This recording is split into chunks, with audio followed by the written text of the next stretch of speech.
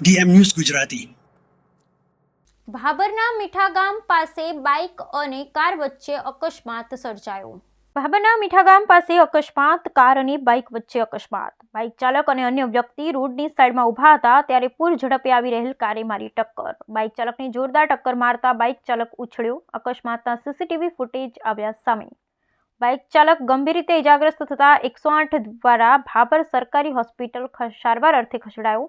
સરકારી હોસ્પિટલમાં પ્રાથમિક સારવાર આપ્યા બાદ આગળ રિફર કરવામાં આવ્યો। અન્ય વ્યક્તિ સાઈડમાં ખસી જતા તેઓનો બચાવ।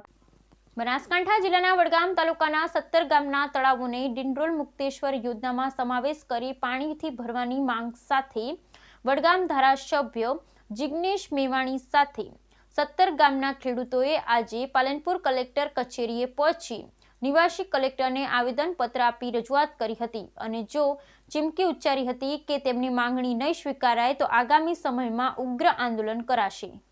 બનાસકાંઠા જિલ્લાના વડગામ તાલુકાના 17 ગામના તળાવોને ડિંડોલ મુક્તેશ્વર યોજનામાં સમાવેશ કરી પાણીથી ભરવાની માંગ સાથે આજે વડગામ ધારાસભ્ય જિગ્નેશ મેવાણી સાથે 17 ગામના ખેડૂતોએ પાલનપુર કલેક્ટર કચેરી પહોંચી નિવાસી કલેક્ટરને આવેદનપત્ર આપી રજૂઆત કરી હતી અને ચીમકી ઉચ્ચારી હતી કે જો તેમની માંગ નહીં સ્વીકારાય તો આગામી સમયમાં ઉગ્ર આંદોલન કરાશે।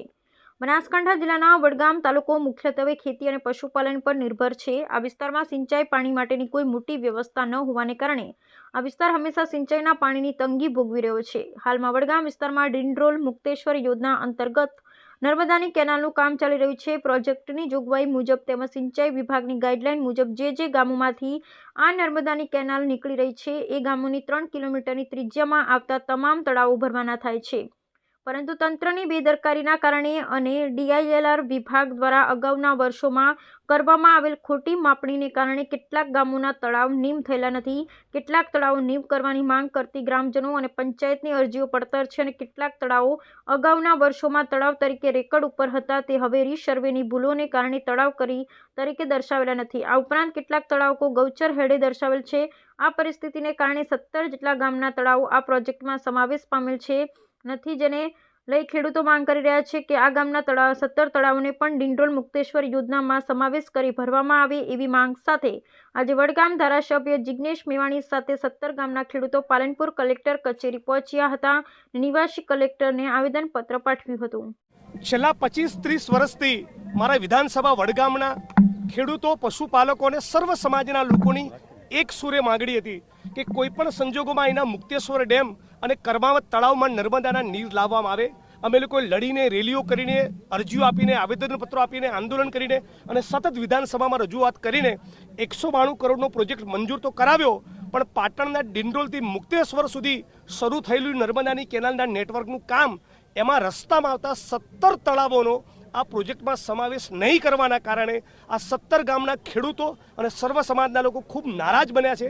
એમની નારાજગીની રજૂઆત કરવા જે હું જિલ્લા કલેક્ટર બનાસકાંઠા સમક્ષ આવ્યો હતો અને એક જ વાગડી છે કે કોઈ પણ સંજોગોમાં 17 તળાવોને ભરવામાં આવે। આવનારા દિવસોમાં આ તળાવો ભરવા બાબતે રાજ્યની સરકાર ટૂંક સમયમાં ઉચિત નિર્ણયની જાહેરાત નહીં કરે તો અમે લોકો ઉગ્ર આંદોલન કરવા મજબૂર બનીશું। સાથોસાથ રજૂઆત એ પણ છે કે બનાસકાંઠા જિલ્લામાં મામલતદાર ઓફિસ, પ્રાંત કચેરી, કલેક્ટર કચેરી, અનેક કચેરીમાં કામ કરનારા આઉટસોર્સિંગને કોન્ટ્રાક્ટના કર્મચારીઓને લઘુત્તમ વેતન નહીં ચૂકવીને એમનું ભયંકર શોષણ કરવામાં આવે છે। વારંવાર આ મુદ્દે મેં રજૂઆતો કરી છે, આવેદનપત્રો આપ્યા છે, સંકલનમાં પણ સવાલ ઉપસ્થિત કર્યો, છતાં અહીંના કર્મચારીઓનું શોષણ બરકરાર છે। એટલે આવનારા દિવસોમાં આ કર્મચારીઓને લઘુત્તમ વેતન ચૂકવાય અને એમનું શોષણ બંધ થાય એવી પણ આજે અમે માગણી કરીએ છીએ। મારું નામ કેસાજી બેચરજી વાઘેલા છે। હું પસવાદળનો વતની છું। અમારા એરિયામાં પાણી લગભગ 1000 ફૂટ ઊંડા ગયા છે। મેં હમણાં 2 વર્ષ પહેલાં એક બોર બનાવ્યો હતો।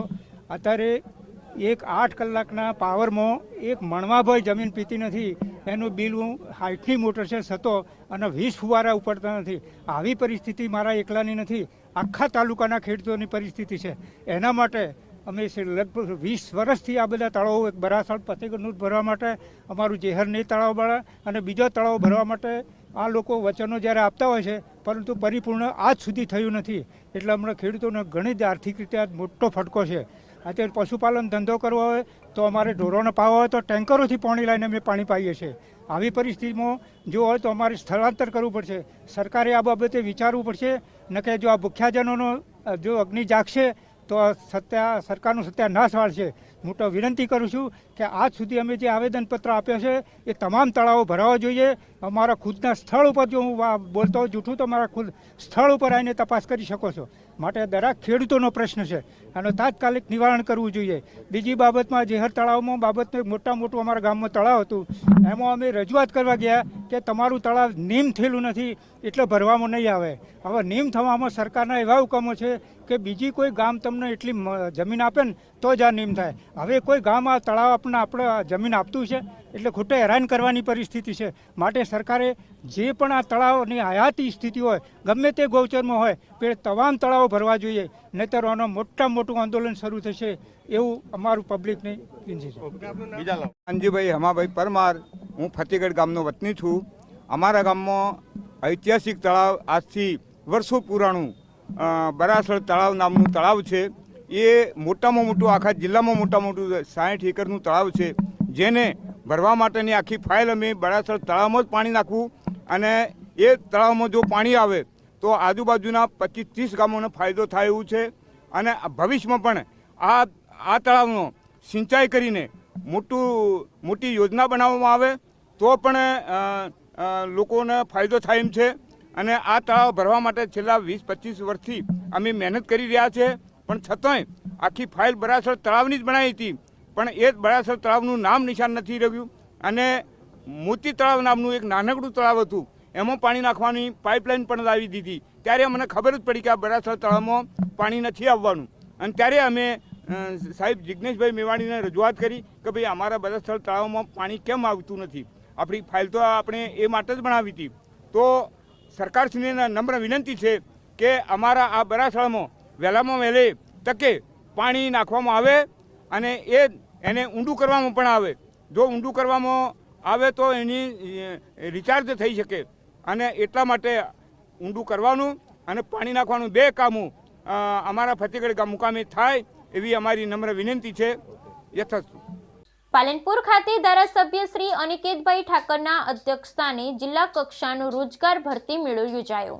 પાલનપુર ખાતે ધારાસભ્ય શ્રી અનિકેતભાઈ ઠાકરના અધ્યક્ષસ્થાને જિલ્લા કક્ષાનો રોજગાર ભરતી મેળો યોજાયો. રોજગાર ભરતી મેળામાં કુલ 22 નોકરીદાતાઓની ઉપસ્થિતિમાં 583 ઉમેદવારોને નોકરીની ઓફર મળી. જિલ્લા રોજગાર વિનિમય કચેરી પાલનપુર અને જિલ્લા વહીવટી તંત્રના સંયુક્ત ઉપક્રમે નગરપાલિકા ટાઉન હોલ પાલનપુર ખાતે ધારાસભ્ય શ્રી અનિકેતભાઈ ઠાકરના અધ્યક્ષસ્થાને જિલ્લા કક્ષાનો રોજગાર ભરતી મેળો ને એનાયત પત્ર વિતરણ કાર્યક્રમ યોજાયો હતો.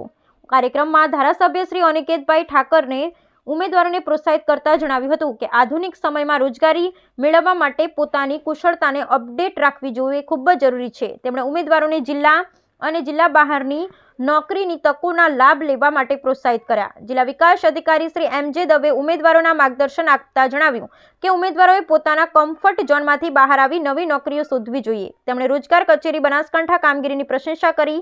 એપ્ટિટ્યૂડ ટેસ્ટ દ્વારા ઉમેદવારોએ તેમની રુચિ અનુસાર નોકરી મળે તે માટે રોજગાર કચેરીને અપીલ કરી. આ કાર્યક્રમમાં જિલ્લાના કુલ 1352 ઉમેદવારોએ ભાગ લીધો. 22 નોકરીદાતાઓએ ભરતી પ્રક્રિયામાં ભાગ લીધો. આ ભરતી મેળા દ્વારા કુલ 583 ઉમેદવારોને નોકરીની ઓફર મળી. આ કાર્યક્રમમાં વિવિધ કંપનીમાં રોજગારી અને એપ્રેન્ટિસ નિમણૂક મેળવેલા 20 ઉમેદવારોને એનાયત પત્ર વિતરણ કરવામાં આવ્યા. કાર્યક્રમમાં રોજગાર અધિકારી એમ.જે. પ્રજાપતિએ જણાવ્યું હતું કે આ કાર્યક્રમને સફળ બનાવવા માટે રોજગાર કચેરી પાલનપુર અને જિલ્લા વહીવટી તંત્રએ સંયુક્ત પ્રયાસ કર્યા છે અને રોજગાર ભરતી મેળો યુવાનો માટે રોજગારી મેળવવાની એક સારી તક સાબિત થશે. અંબાજી ખાતે ગુજરાત રાજ્ય આચાર્ય સંઘનું 53મું શૈક્ષણિક અને વહીવટી અધિવેશન યોજાયું. અંબાજી ખાતે ગુજરાત રાજ્ય આચાર્ય સંઘનું 53મું શૈક્ષણિક અને વહીવટી અધિવેશન યોજાયું. વિદ્યાર્થીઓ માટે પોતાના સામર્થ્યનું રોકાણ કરતો શિક્ષક દુનિયાનો સૌથી સન્માનિત વ્યક્તિ છે મંત્રી શ્રી કુબેરભાઈ ડિંડોર. વડાપ્રધાન શ્રી નરેન્દ્રભાઈ મોદીએ શરૂ કરેલા સ્ટુડન્ટ સ્ટાર્ટઅપ ઇનોવેશન પોલિસી થકી વિદ્યાર્થીઓની ક્ષમતાઓને ઓળખ મળી મંત્રી શ્રી કુબેરભાઈ ડિંડોર. વડાપ્રધાન શ્રીના 2047ના વિકસિત ભારતના નિર્માણ માટે શિક્ષણની ભૂમિકા અગ્રેસર મંત્રી શ્રી કુબેરભાઈ ડિંડોર. અંબાજી ખાતે શિક્ષણ મંત્રી શ્રી કુબેરભાઈ ડિંડોરના અધ્યક્ષસ્થાને ગુજરાત રાજ્ય આચાર્ય સંઘનું 53મું શૈક્ષણિક અને વહીવટી અધિવેશન યોજાયું હતું. 2 દિવસ સુધી ચાલનારા અધિવેશનમાં રાજ્યભરના 3200થી વધુ આચાર્યશ્રીઓ ડેલિગેશન અંબાજી ખાતે પધાર્યા છે અને ગુજરાતના શિક્ષણવિદો રાષ્ટ્રીય શિક્ષણ નીતિના અસરકારક અમલીકરણ તથા શિક્ષણને સર્વોચ્ચ શિખરે પહોંચાડવાના ઉદ્દેશ્ય સાથે રાજ્યના આચાર્યશ્રીઓના અધિવેશનનું આયોજન કરાયું છે. 53મા અધિવેશનનો પ્રારંભ કરાવતા રાજ્યના શિક્ષણ મંત્રી શ્રી કુબેરભાઈ ડિંડોરે જણાવ્યું કે વિદ્યાર્થીઓ માટે પોતાનું સામર્થ્યનું રોકાણ કરતો શિક્ષક દુનિયાની સૌથી સન્માનિત વ્યક્તિ છે. શિક્ષકો પોતાના જીવન કાર્ય દરમિયાન વિદ્યાર્થીઓને પ્રેમ કમાય છે. તેમણે કહ્યું કે વડાપ્રધાન શ્રી નરેન્દ્રભાઈ મોદીના 2047ના વિકસિત ભારતના નિર્માણ માટે મહેનત, જિજ્ઞાસા અને સંસ્કાર થકી શિક્ષણની ભૂમિકા અગ્રેસર રહેવાની છે. એક શિક્ષક પોતાના જીવનકાળ દરમિયાન સમયની સાથે હંમેશા નવું શીખતો રહે છે. સતત ચિંતન અને મનન તથા વિવિધ વહીવટી અને શૈક્ષણિક પ્રશ્નોનું નિરાકરણ લાવી શકાય તે માટે આ મુજબનું અધિવેશન જરૂરી છે. શિક્ષણ મંત્રી શ્રી કુબેરભાઈ ડિંડોરે જણાવ્યું, આચાર્યશ્રીના પગારના ઇજાફા, બચત, રજાઓનું રોકડમાં રૂપાંતરણ, શિષ્યવૃત્તિ સીધી વિદ્યાર્થીઓના ખાતામાં જમા થાય, પગારની વિસંગતતા દૂર થાય, વોકેશનલ ટ્રેનિંગ સેન્ટર શાળામાં શરૂ કરવા સહિત નવી શિક્ષણ નીતિ અનુસાર વિદ્યાર્થીઓને તૈયાર કરવા માટે સરકાર કટિબદ્ધ છે. તેમણે કહ્યું કે વડાપ્રધાન શ્રી નરેન્દ્રભાઈ મોદીએ શરૂ કરાયેલ student startup and innovation policy થકી વિદ્યાર્થીઓને ક્ષમતાઓને ઓળખ મળી છે. શિક્ષણમાં નવીનતા માટે ડિજિટલ સિસ્ટમ અપગ્રેડ થઈ રહી છે. રાજ્ય અને દેશના વિદ્યાર્થીઓ ટેકનોલોજી સાથે વૈશ્વિક સ્પર્ધામાં ટકી રહે તે માટે નવી શિક્ષણ નીતિમાં સુધારો કરાયો છે. મંત્રીશ્રીએ નવી શિક્ષણ નીતિમાં વિવિધ મૂલ્યો વિશે વાત કરી, જેમાં તેમણે સમગ્રતા અને સમતુલ્યતા, સમાનતા, ગુણવત્તા, શૈક્ષણિક સંસાધનો તમામ વર્ગો માટે ઉપલબ્ધ કરાવવા, આનંદમય અને રસપ્રદ શિક્ષણ, લલિચાપણું, વૈવિધ્યતા, નૈતિકતા અને જીવન મૂલ્યો, પરિશ્રમ અને સમર્પણ, ભારતની વૈવિધ્યપૂર્ણ સંસ્કૃતિ વિશે ઉપસ્થિતોને માહિતી આપી હતી. આ સાથે મંત્રીશ્રી અને મહાનુભાવે શિક્ષણ વિભાગના વિવિધ સ્ટોલની મુલાકાત લીધી હતી. આ અધિવેશનમાં બાયડના ધારાસભ્ય શ્રી ધવલસિંહ ઝાલાએ જણાવ્યું, જે રીતે ખેડૂતો પોતાના પાકના બીજને માવજત કરે તેમ આપણા આચાર્યશ્રીઓએ સ્કૂલના નબળા વિદ્યાર્થીઓ પાછળ વધુ મહેનત કરવી જોઈએ. શાળા કક્ષાએ આચાર્યની ભૂમિકા ખાસ મહત્વની રહેતી હોય છે. રાજ્યના શિક્ષણમાં નવીનતા અને સંશોધન માટે રાજ્ય સરકાર હંમેશા કામ કરી રહી છે. અને આ અધિવેશનમાં ધોરાજીના ધારાસભ્ય શ્રી મહેન્દ્રભાઈ પાડલિયાએ જણાવ્યું, સમાજમાં ચેતના અને જાગૃતિ ફેલાવવાનું કામ શિક્ષકો કરે છે. આવનાર પેઢીમાં યોગ્ય સંસ્કારનું સિંચન થાય તેવા ઉમદા હેતુથી રાજ્યના શિક્ષકોએ કામ કરવું જોઈએ. સરકારશ્રીએ શિક્ષણના સ્તરમાં વધારો કરવા તથા વૈશ્વિક સ્પર્ધામાં આપણા વિદ્યાર્થીઓ ટકી રહે તે હેતુથી નવી શિક્ષણ નીતિ અમલી બનાવી છે. આ અધિવેશનમાં પેટલાદના ધારાસભ્ય શ્રી કમલેશભાઈ પટેલ, રાજ્ય શિક્ષણ કર્મચારી મંડળના પ્રમુખશ્રીઓ સહિત વિવિધ મંડળના પ્રમુખશ્રીઓ, હોદ્દેદારો અને બહોળી સંખ્યામાં આચાર્યશ્રીઓ ઉપસ્થિત રહ્યા હતા. મારા નમસ્કાર. આજે આપણા બધાના માટે સૌભાગ્યનો દિવસ છે. આપણા ગુજરાત રાજ્ય આચાર્ય સંઘનું આ શૈક્ષણિક અને વહીવટી અધિવેશન મા અંબાના ધામે આજે મળ્યું છે અને પૂરા ગુજરાતમાંથી લગભગ 3200 જેટલા આચાર્ય મિત્રો આજે પાર્ટિસિપેટ થયા છે. આ એક શિક્ષણનો મહાકુંભ છે, જ્યાં શિક્ષક મિત્રો, આચાર્ય મિત્રો જે અહીંયા મળીને 2 દિવસનો આજે જે શૈક્ષણિક સત્ર જે મળ્યું છે એમાં ચર્ચા વિચારણા થાય. આપણા પ્રશ્નો તો હોય જ, પણ સાથે સાથે શિક્ષણમાં આમૂલચૂલ પરિવર્તન કેવી રીતના થાય, નવી એનઈપીનું ઇમ્પ્લિમેન્ટ આપણા દેશમાં આપણે થયું છે. ત્યારે ગુજરાત સરકારમાં, આપણે ગુજરાતમાં પણ શિક્ષણ વિભાગમાં એનઈપીનું ઇમ્પ્લિમેન્ટ જે થઈ રહ્યું છે એમાં પણ આપણે આગળ કઈ રીતના વધી શકીએ એના માટે ચિંતન, મનન અને મંથન કરવાનો આ એક નમ્ર પ્રયાસ છે. અને એમાં બધા જ મારા આચાર્ય સંઘના આપણા તમામ મિત્રો, સંઘના પ્રમુખશ્રી, આચાર્ય સંઘના બધા જ હોદ્દેદારો અને સંચાલક મંડળ અને વહીવટી ભાગ બધા જ મિત્રો સાથે મળીને 2 દિવસનો આ કાર્યક્રમનું આજે આયોજન કર્યું છે. અને એમાં જે કંઈ ચર્ચા વિચારણા અંતે જે કે નાના મોટા પ્રશ્નો સરકાર સાથેના એની પણ સમાધાનના બેઝ પર અમે આગળ વધી રહ્યા છે.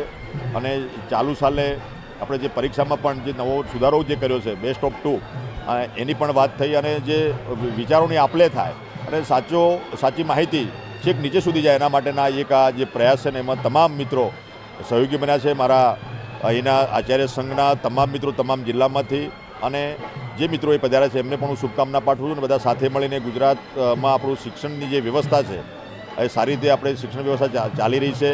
અને જે ગ્રાન્ટીની સ્કૂલોમાં જે ખૂટતી નાની મોટી કડી છે એનો આવનારા સમયમાં માનનીય મુખ્યમંત્રીશ્રીને મળીને એને સુચારુ ઉકેલ આવે એ દિશામાં પણ અમે આગળ વધી રહ્યા છીએ. આ તબક્કે તમામને ઢેર સારી શુભકામના પાઠવું છું. ધાનેરા ખાતે બનાસકાંઠાના વિભાજનને લઈ ધરણા યોજવામાં આવ્યા. ધાનેરા હિતરક્ષક સમિતિના બેનર હેઠળ આજે 11 થી 3 વાગ્યા સુધી ધાનેરાને બનાસકાંઠામાં રાખવાની જ માંગ સાથે ધરણા યોજાયા. ધાનેરા ખાતે બનાસકાંઠા વિભાજનને લઈ ધરણા યોજવામાં આવ્યા. ધાનેરા હિતરક્ષક સમિતિના બેનર હેઠળ ધાનેરાને બનાસકાંઠામાં જ રાખવાની માંગ કરવામાં આવી. ધાનેરા પ્રતિનિધિ મંડળ અને બનાસકાંઠા પ્રભારી અને સીએમને પણ આ મુદ્દે રજૂઆત કરી હતી. મામલાનો કોઈ ઉકેલ ન આવતા ધાનેરા લાલ ચોક ખાતે આજે 11 થી 3 વાગ્યા સુધી પ્રતિક ધરણા યોજવામાં આવ્યા છે. ધાનેરામાં છેલ્લા 8 દિવસથી એક જ વાતની ચર્ચાએ જોર પકડ્યું છે. જ્યારથી થરાદ જિલ્લાને નવો જિલ્લો બનાવવામાં આવ્યો છે ત્યારથી લઈ ધાનેરા અનેક પ્રકારની હલચલ જોવા મળી રહી છે. થરાદ જિલ્લામાં ધાનેરાનો સમાવેશ કરવામાં આવ્યો ત્યારથી લઈ ધાનેરા હિતરક્ષક સમિતિ દ્વારા અનેક કાર્યક્રમ આપવામાં આવ્યા છે. આજરોજ ધાનેરાના લાલચોક ખાતે સવારે 11 થી 3 વાગ્યા સુધી ધરણાનો કાર્યક્રમ યોજાયો, જેમાં ઉપસ્થિત ધાનેરાના ધારાસભ્ય માવજીભાઈ દેસાઈ તેમજ પૂર્વ ધારાસભ્ય મફતભાઈ પુરોહિત તેમજ પૂર્વ ધારાસભ્ય નથાભાઈ પટેલ તેમજ બળવંતભાઈ બારોટ તેમજ ડામરાજી રાજકોર અને હિતરક્ષક સમિતિના અમૃતભાઈ રાવલ અને તમામ સદસ્ય અને ધાનેરા શહેર અને તાલુકામાંથી મોટી સંખ્યામાં લોકોની ઉપસ્થિતિમાં આજે ધરણાનો કાર્યક્રમ યોજવામાં આવ્યો હતો. મુખ્યમંત્રી અને પ્રભારી મંત્રીને રજૂઆત કરવા છતાં હજુ સુધી કોઈપણ પ્રકારનો નિર્ણય આવ્યો ન હતો, ત્યારે આજે ધરણાનો કાર્યક્રમ રાખવામાં આવ્યો. આ કાર્યક્રમમાં કોઈપણ પક્ષ વિના માત્ર ધાનેરા તાલુકા હિત માટે ધાનેરા તાલુકા હિતરક્ષક સમિતિ આગળ આવી છે અને ધાનેરાને બનાસકાંઠામાં જ રાખવાના અડગ નિર્ણયને લઈ આ કાર્યક્રમ આપવામાં આવી રહ્યા છે. ત્યારે આજે ધાનેરાના ધારાસભ્ય માવજીભાઈ દેસાઈએ પણ નામ લીધા વિના પૂર્વ મંત્રી હરજીવનભાઈ પટેલ વિશે કહ્યું અને હરજીવનભાઈ પટેલ સરકારમાં જઈ એમ કહ્યું કે ધાનેરાના 90% લોકો થરાદમાં જવા માંગે છે. ત્યારે ધાનેરાના ધારાસભ્ય માવજીભાઈ દેસાઈએ કહ્યું કે આવા લોકોને જાકારો આપવો જોઈએ. ત્યારે ધાનેરાના પૂર્વ ધારાસભ્ય મફતભાઈ પુરોહિતે આજે ભાષણ કરતા પોતાના આંખમાંથી આંસુ આવી ગયા અને કહ્યું ને મોકલવા હોય તો પાકિસ્તાનમાં મોકલી લો, પણ થરાદમાં તો ક્યારેય જવું નથી અને રોજ ધાનેરાને અનેક ઝટકા આપવામાં આવી રહ્યા છે. તમારે અમને મારવા જ હોય તો એક જ વારમાં મારી દો. ચિંતા કરી અને કહ્યું કે 400 કરોડના ખર્ચે કર્યો અને માત્ર એ જ દિવસે 1 કલાક પાણી આપ્યું. ત્યારે અનેક વાતો કરી હતી અને છેલ્લે ધાનેરા બનાસકાંઠામાં જ રહેશે એવી વાત કરી હતી. આમ આજે ધાનેરામાં હિતરક્ષક સમિતિના બેનર હેઠળ મોટી સંખ્યામાં લોકો ધરણા પર બેઠા હતા અને આ સમગ્ર કાર્યક્રમને સફળ બનાવ્યો હતો અને હજુ પણ સરકાર દ્વારા તાત્કાલિક નિર્ણય નહીં લેવામાં આવે તો અનેક કાર્યક્રમ આપવાની ચીમકી ઉચ્ચારી હતી. બનાસકાંઠા જિલ્લાનું 2 જિલ્લામાં વિભાજન થયું. એના પછી ધાનેરા તાલુકાને વાવ થરાદમાં સમાવેશ કરવામાં જે આવ્યો છે એના લીધે ધાનેરા તાલુકાની પ્રજાનો વિરોધ છે. બનાસકાંઠા જિલ્લાનું જે વિભાજન થયું તેમાં ખુશ છે, પણ ધાનેરા તાલુકાની પ્રજાનો એવો મત છે કે અમને બનાસકાંઠા જિલ્લામાં જે રાખવામાં આવે, ભૌગોલિક રીતે, સામાજિક રીતે, આરોગ્ય દ્રષ્ટિએ બધી રીતે બનાસકાંઠા જિલ્લાની અંદર જ અમને સમાવેશ કરવામાં આવે એવી સરકાર જોડે માગણી કરી છે.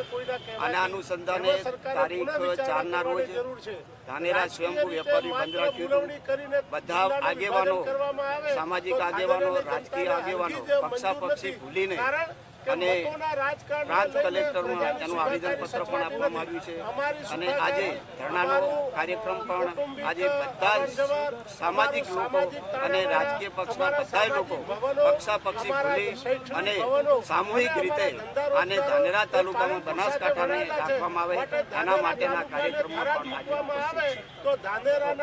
તમને કહેવામાં આવ્યું હતું કે રજૂઆત કરવા માટે આવજો. એટલે અમે બધે ગાંધીનગર, હું માવજીભાઈ, મફતલાલ, ડોમરાજી અને સાથે RSSના કાર્યકરો, કોંગ્રેસના કાર્યકરો અને બીજી આમ જનતા સૌ સાથે મળીને ત્યાં પ્રભારી મંત્રીશ્રીને મળ્યા, મુખ્યમંત્રીશ્રીને મળ્યા અને રજૂઆત કરવામાં આવી કે અમને અમારો જે કંઈ છે ધાનેરા તાલુકો છે એ ધાનેરા તાલુકાને બનાસકાંઠા જિલ્લામાં રાખો. આ વિસ્તારની પ્રજા ત્યાં પાલનપુર થરાદ જવા માગતી નથી. એમની વિનંતી અમે કરી છે. અમે એમને કહ્યું કે અહીં સામાજિક રીતે, શૈક્ષણિક રીતે, વેપારિક રીતે, વાદ વ્યવહારની રીતે, આમ બધી રીતે જોવામાં આવે તો પણ અમને પાલનપુર અનુકૂળ છે અને અમને થરાદ અનુકૂળ નથી. થરાદ જવું હોય તો કામ પૂરતા જ જવાનું થશે. કોઈ પણ સરકારી કામમાં 4 થી 5 ધક્કા સિવાય કામ થતું નથી. તો માણસને, નાના માણસને અવરજવર કરવા માટે મળતા આપવું હોય તો પણ શું તકલીફો પડશે. આવી બધી વાતોને અમે અમારી રીતે રજૂઆત કરી છે. એમને અમારી વાતો શાંતિથી સાંભળી છે અને એમને દિલાસો આપ્યો છે કે એના પ્રમાણે વિચારણા કરવામાં આવશે. તો સરકારશ્રીને ફરીથી અમારી ધાનેરા તાલુકાની પ્રજા વતી આજે જે કંઈ ધાનેરા તાલુકા સમાજ હિત રક્ષક સમિતિના અનુસંધાનમાં અમે ધરણાનો કાર્યક્રમ રાખ્યો છે. મોટી સંખ્યામાં માણસો આવ્યા છે અને હજુ આવે પણ છે. અને ધરણાના કાર્યક્રમ મારફત અમે સરકારને મેસેજ પકડવા માગીએ છીએ કે આપ ધાનેરા તાલુકાને બનાસકાંઠા જિલ્લાના પાલનપુરમાં મૂકો. ભારત માતા કી જય. આજે ધાનેરા હિતરક્ષક સમિતિના નિર્ણય નીચે કાર્યક્રમ યોજાયો છે. ધાનેરાના લગભગ બધા જ લોકો પક્ષાપક્ષીથી પર રહીને આખી જ પ્રજા, બધા જ નેતાઓ અને બધા જ વર્ગના લોકો, ડૉક્ટર્સ, એન્જિનિયર્સ, વકીલો બધા એમાં જોડાયા છીએ. બધાનો એક જ સૂર છે કે આપણે ધાનેરાને પાલનપુર બનાસકાંઠા જોડે રાખીએ. જે જિલ્લાનું વિભાજન થયું છે એમાં થરાદ જિલ્લો ભલે બને, પરંતુ ધાનેરાના જે તાણાવાણા કહેવાય, ધાનેરાનું જે કનેક્શન છે એ વર્ષોથી પાલનપુર જોડે રહ્યું છે. ધાનેરાના 200-500 બાળકો છે જે પાલનપુરમાં રહીને ભણી રહ્યા છે. વેપાર ધંધાનું કનેક્શન પણ ડીસા પાલનપુર જોડે છે. તો આપણે બધાનો ધાનેરાની પ્રજાનો એક જ અવાજ છે કે ધાનેરાને પાલનપુર બનાસકાંઠા જોડે સાથે રાખવામાં આવે અને થરાદનો ભલે વિકાસ થાય એનો કોઈને વાંધો પણ નથી, એનો કોઈ વિરોધ પણ નથી. પરંતુ ધાનેરાને એનાથી અલગ કરી એમ પાલનપુરમાં જોડવામાં આવે, બનાસકાંઠામાં જોડવામાં આવે, એ બધા એક ગ્રામજનની વિનંતી છે. અમને પણ ખૂબ બધા લોકો મળવા આવ્યા છે. એક જ સૂર છે કે આપણે આ વસ્તુ છે એની પર સરકાર પૂરું ધ્યાન આપે, ચિંતા કરે અને અમારી માંગણીને સમર્થન આપે. ભારત માતા કી જય. આજે ઘટનાનો કાર્યક્રમ ધાનેરા ખાતે જે જિલ્લા વિભાજનને લઈ અને ધાનેરાને થરાદ જિલ્લાની અંદર જે રીતે મૂકી દીધું છે એના માટે કરી અને આજે આ બીજો પ્રોગ્રામ આપવામાં આવ્યો છે.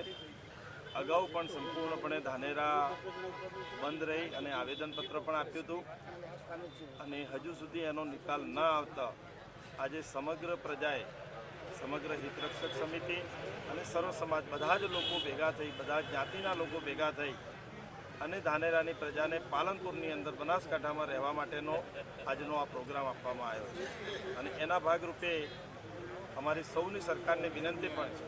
અગાઉ પણ રજૂઆત કરીને આવી ચૂક્યા છીએ અને અત્યારે પણ સરકારને વિનંતી સાથે બધા જ આગેવાનો દરેક પક્ષાપક્ષીથી દૂર રહી અને સર્વ જ્ઞાતિના લોકો ભેગા મળી અને ધાનેરાની પ્રજાના સુખાકારી માટે, સગવડતા માટે જે આવનારા સમયની અંદર થરાદની અંદર જાય તો એને પડવાની જે મુશ્કેલીઓ છે એ તમામ બાબતોથી સરકારને વાકેફ કરવા માટે કરી અને આજનો આ સમગ્ર કાર્યક્રમ કર્યો છે.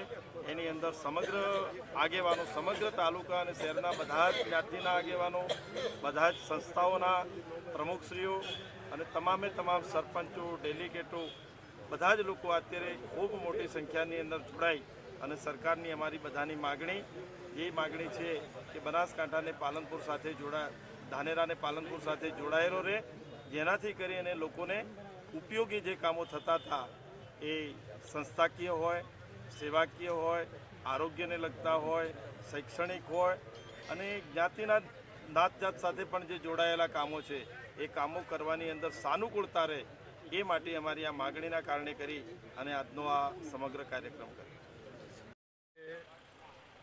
જે સમિતિ ધરણાનો કાર્યક્રમ આપ્યો છે એમાં તમામ સમાજના લોકો પણ જોડાવાના છે અને તમામ રાજકીય પક્ષ હોય કે અન્ય સંસ્થા હોય, તમામ લોકોનો પણ આમાં ટેકો છે.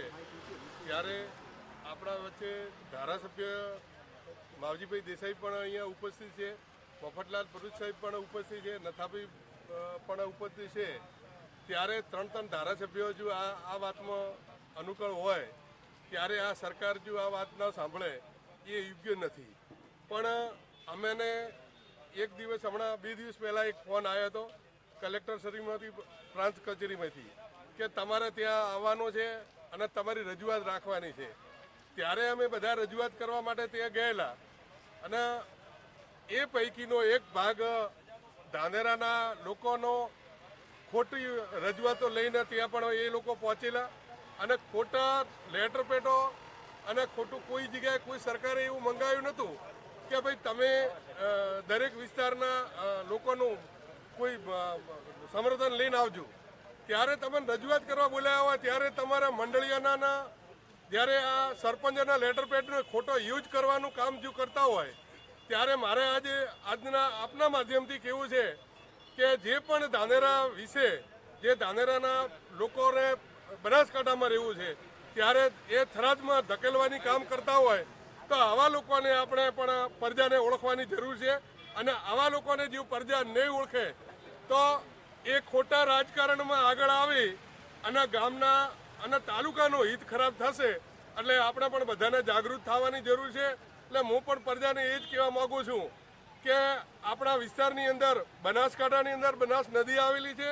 બનાસકાંઠાની અંદર મા સરસ્વતી અંબા માતાનું મંદિર આવેલું છે અને આપણું આસ્થાનું કેન્દ્ર છે. જ્યારે બનાસની વાત આવે ત્યારે વિશ્વની અંદર અંબાજી મંદિર એક પ્રખ્યાત છે. ત્યારે આપણા સંસ્થા આપણા જોડાયેલા છે જો ધર્મ સાથે, તો પણ આપણને જો દૂર કરવાની કોઈ કોશિશ કરશે તો એમને પણ માતાજી પણ માફ નહીં કરે. એવી હું આપના માધ્યમથી એમને એક વિનંતી પણ કરું છું કે તમે જે પણ આ તમારી કુડીના રાજનીતિના કારણે જ્યારે તમે પ્રજા તમને આગેવાન ક્યારે બનાવ્યા હોય કે પ્રજાનો અવાજ ઉઠાવવા માટે, પ્રજાની પીડાની અંદર તમારા સમક્ષ ઊભો રહેવું પડે. અને જો પ્રજાની પીડાની અંદર આજે તમે ઊભા નહીં રહો તો આવનારા સમયમાં તમારો રાજકીય તમે ક્ષેત્રે તમે ગમે એવો પેલો કરીને આવતા હશો પણ પ્રજાને આખરી તો પ્રજા જે એનો મૂળ તો પ્રજા જ ગણા છે.